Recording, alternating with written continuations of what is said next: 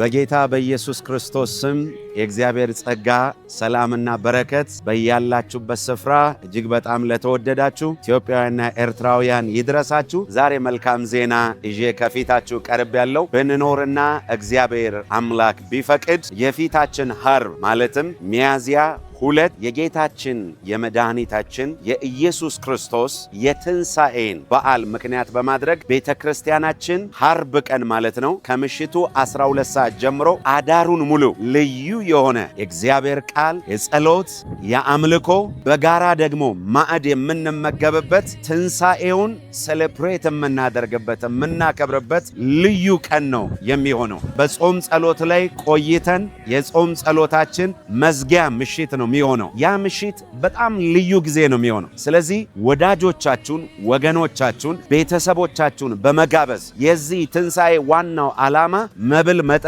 ሳይሆን እግዚአብሔርን በአምልኮ የምናከብርበት ነው። በጋራ የማዕድ ጊዜ ይኖረናል። የጸሎት ጊዜ አለን። የእግዚአብሔርን ቃል የምንሰማበት ጊዜ ነው። እንደገና ደግሞ የፈውስ ነፃ መውጣት የትንቢት ልዩ ጊዜ ነው የሚኖረን። እኔም አገለግላለሁ። ከኔ ጋር አብሮ የእግዚአብሔር ሰው ሐዋርያው ንጉሴ ሮባ ያገለግላል። ተጋባዥ ዘማሪዎች አሉ። በጋራ አንድ ላይ ልዩ ጊዜ እናሳልፋለን።